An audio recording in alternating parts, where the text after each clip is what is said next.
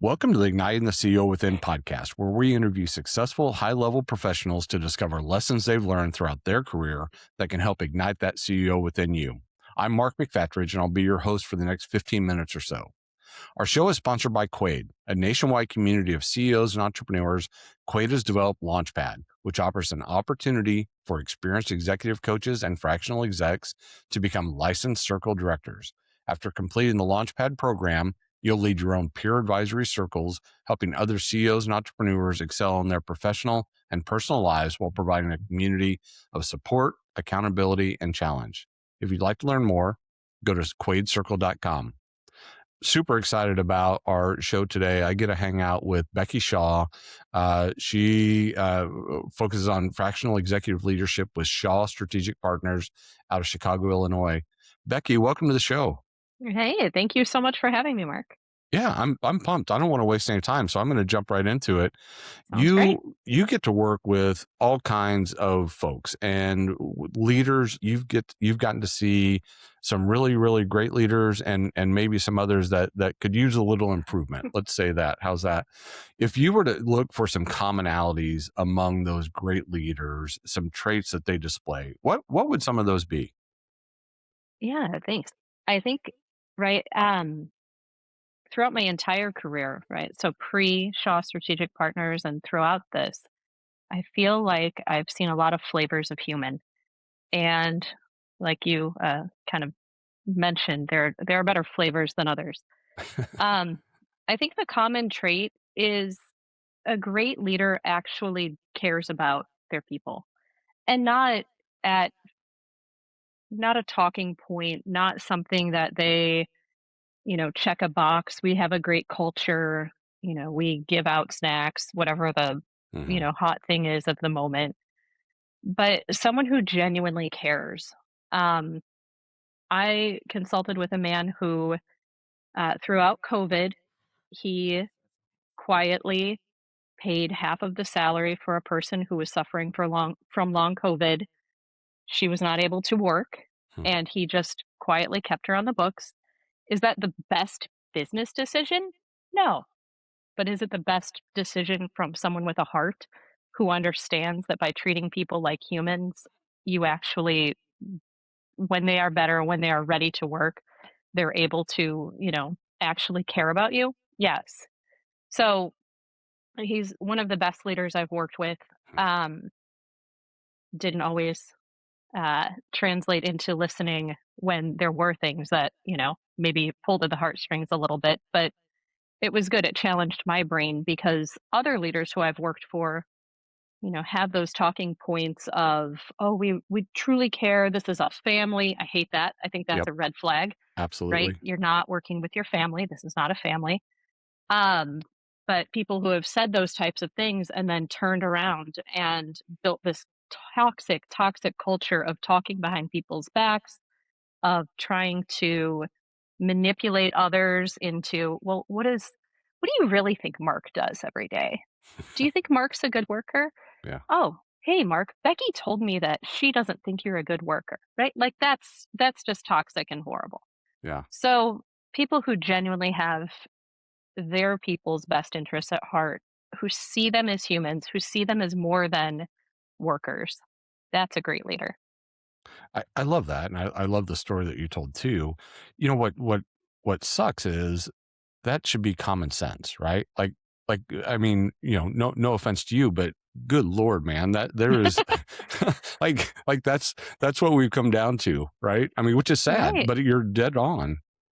It's it really is insane. I was working for a small recruiting company throughout COVID, and it was the CEO who I was working with.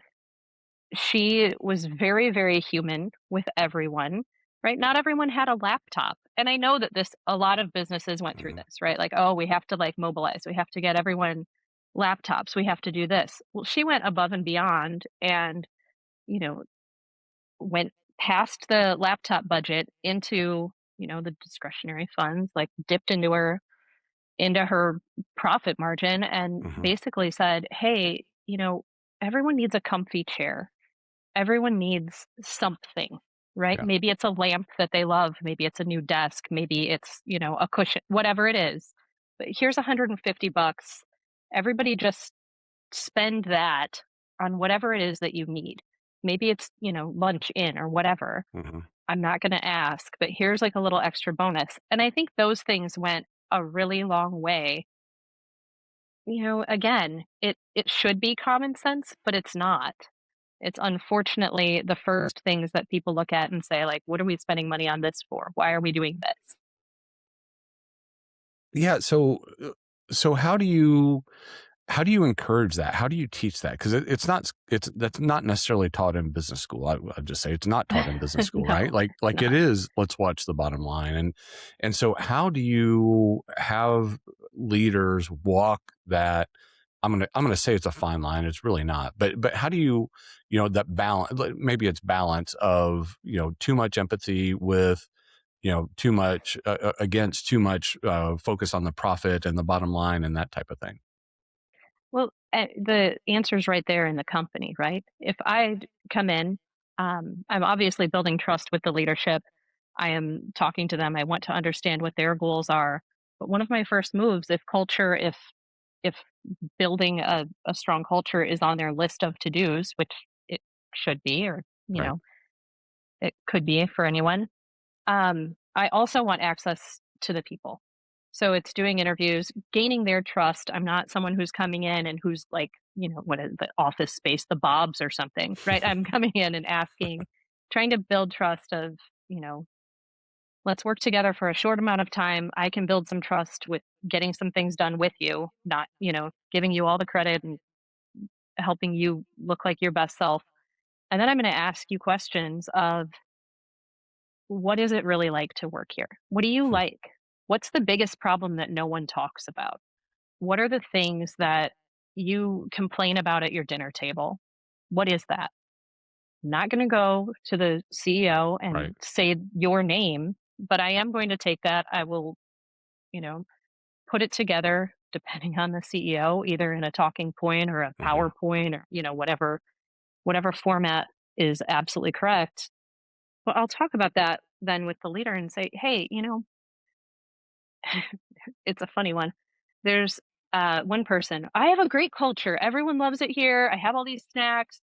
I was like, well, that's first off, snacks are not culture. And second off, your employees have said that your snacks are super healthy, like seaweed chips. That's not a snack. He overcorrected. He went Uh-huh. out and he bought Doritos and Snickers. And I was like, again, not, nope. Like, just, this is not the solve. We're looking at the wrong thing here. Yeah. People don't want seaweed. They don't want Doritos. They want you. They want access to you. They want to have real, genuine conversations. Let's, instead of focusing on what's at the office, let's make the people at the office get together naturally. So now they have a lunch every Friday where they sit together at the lunch table. They bring in food. So again, food. Food Hmm. is a great motivator. Yeah, it is. But they eat together, right? And maybe they talk about work, but maybe they talk about life. And instead of feeling like everyone is in their disparate corners or having to cover phones or having to do a certain thing, they're coming together. That time is just as precious as a meeting time, Hmm. becoming human to each other. I So love those are that. the types of things. No, I love that, and really, when you start talking about a good company culture, and by the way, I love your family thing. I full heartedly, wholeheartedly believe that. Ugh. But when you start talking about a culture and getting the buy-in from your teammates and so forth, you've got to help make it about something other than the bottom line, right? Or even the goals. It's super easy to just have a 9 to 5 job, and you come in and you check in and you check out and whatever, and theoretically that sounds great, but it's not enough. And I love where you helped guide to, let's come together as people first, not teammates, not fellow employees, not whatever. Let's get to know each other on a personal basis, because now it's more than just a job, right? It's more than just a 9 to 5. Absolutely. I think as I was going through school and internships in the early part of my career, there was such an emphasis on work-life balance, right? Mhm. This is the cutoff. Well, with all of the technology we have, we don't have that. There is no work-life balance. Work is life, life is work. You're going to interrupt your day with things that you need to do for your actual family. You're going to interrupt your family time with things that you need to do for your company. So let's not pretend, right? Let's live, I like to say, let's swim in the sea we are in, not in Mhm. some imaginary sea. Yep. Like, let's take that at face value and work with it, right? How can we see each other as humans? How can we be honest with each other? We don't need to disclose every detail of our lives, Mhm. but it's helpful to know that this person, they're never going to make that 9:30 meeting because they have this obligation with their child's daycare. They always have to leave by this time because they have this workout class that helps them clear their brain.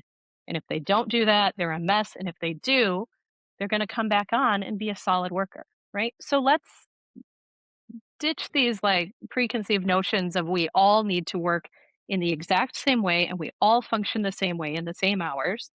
Let's actually be honest with each other, Mhm. talk about what we need, and then also, to your point of how do you motivate not just against the bottom line? It, it's really easy for companies or for especially like small companies, right? It's almost like this play thing of like, let me have the best mission and the best vision statement and everyone will get behind it. You don't have to do that. Right. As a small business owner, you can be very honest with yourself and with your employees of this is my dream. I want to do this thing. I don't maybe have the perfect words for what I am achieving, but I am doing X, Y, and Z for the community. And it's important to me to do this business over any other because of Y, Mhm. right? If you can be honest with your employees and say something like that, they'll buy in. And if they don't, maybe they're not the right fit. And that's okay, And that's right? okay. Yep. I think that's another thing. Not everyone is meant to work at every company, Yep. and that's okay. So, Yeah. No, I like that. And the other cool thing about all that is it's there's not I mean, actually there are. You can go buy all how to build a great company books, right? And you can have a checklist and all this kind of stuff. But that's wrong, right? Like, everybody's, we should say we're a family. We should, our people are our best, assets. yeah, right. We've got a great mission statement. We've got a great vision, blah, blah, blah.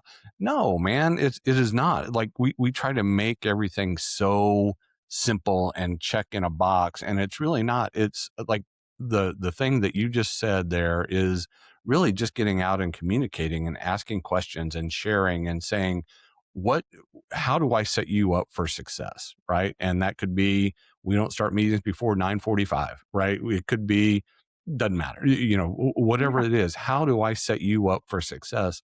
And it's nothing more than a conversation, right? And if there are certain things that make you successful that we just can't do for whatever reason, it just doesn't fit in how we operate. And it's not that I'm being a bad human. It's that no, we have to do this. Then you have that conversation and go, look, you could be awesome in this role, but we can't meet you where you are and what you need to be successful. So I can help you find something in some place that can. And now everybody wins, right? And you have that dedication. You don't have a burnt bridge. You've got people that are cheering for you, which I think is really cool. I think that's absolutely right, and I think what you said, right? And I can help you, right? That's the difference between a person who is in a leadership role and wants to achieve bottom line and a person who is a leader, who naturally wants to help their people, right? Taking that Hmm. time, you know, understanding that people on your payroll, some of them will be looking for jobs. The Hmm. ones who you want to keep, you figure out how to keep them. And the ones who you don't see as a fit, help them do that, right? Yeah. Is it connecting networks? Is it, you know, allowing some time, being a little bit flexible? I'm not saying that you pay people to do nothing. Right. That's right? Like, I'm not trying to lay that out there, but realizing that you can be an asset in this person's life and it will pay you dividends Hmm. in the future. They have a network. You you live on, your reputation lives on in them and their brain and every single person who they meet. So how are you going to be reflected back? How is your company going to be reflected back to potential employees, to potential customers, to potential investors, right? Every single person who you deal with, that is what you should be bringing forth. So if you treat them as well as you want to be treated, it is going to be nothing but success for you. It'll correlate to the bottom line. I mean, Absolutely, it it'll will. correlate. Yep. Awesome. Becky, this has been amazing. I've got one last question for you. If you look back to 21-year-old Becky, Oh, what is one thing you wish she knew that you've learned since that time? oh, geez. It's this. I at 21-year-old Becky was very focused on get the job, be great, do the hard work, friends and people, that'll happen elsewhere, Hmm. right? I wasn't always focused on who is this person next to me? What's their story? Why can't they come in? I was a little bit of a mean girl at times and a little judgy on people. It took some life experience for me to understand that, not everyone lives to work, we work to live. Hmm. And I wish I could have gained that experience and gained that knowledge earlier on. I think some of those relationships that I had in my early 20s would maybe still be there, be a little stronger, wouldn't have had to do repair along the way. I love it. I love it. Thanks for that Yeah, vulnerability. I appreciate that. you're All right, welcome. do me a favor. Would you share with our audience what a typical engagement looks like with you, and most importantly, how do people get a hold of you? Absolutely. So, usually people reach out. We, connect via LinkedIn or through my email, which it's a long one, but Becky at shawstrategicpartners.com. They reach out and we just talk about what they need, right? I've got a background in product and project management, strategy, and from an IT side or operational strategy. Those are really my strong suits. Hmm. So functional leadership in those areas. We talk about what's going on. Are you a small company who is looking to build culture to whatever? We have that introduction talk. If we're fit, if it feels like there's mutual stuff, then we figure out what that looks like. Maybe I create some presentations for you, some materials for, sales decks, pitch decks. Maybe we partner on strategy. Hmm. Maybe we partner on a culture project. It all looks different. And that's been my favorite part Yeah. about this venture is that I have not done two things that are the exact same quite yet. I really like that. That's cool. That's cool. Yeah. Congratulations on all you're doing. I Thanks. appreciate it. That's great. And thanks for hanging out today. I appreciate your insights and sharing some stuff with us. Thanks so much, Mark. I've had fun. Yeah, it's been good. All right, y'all, we've done it again. We've found another amazing leader who's willing to share her insights with us to help you along your path to that CEO seat. As we wrap up, I wanted to remind you that Igniting the CEO Within is sponsored by Quade, a nationwide community of CEOs and entrepreneurs. Quade has created Launchpad, which provides an opportunity for experienced executive coaches and fractional executives to become licensed circle directors and significantly impact the lives of CEOs and entrepreneurs. To find out more, visit quadecircle.com. Until next time, keep igniting that CEO within you. I'm Mark McFatridge. Thanks for listening.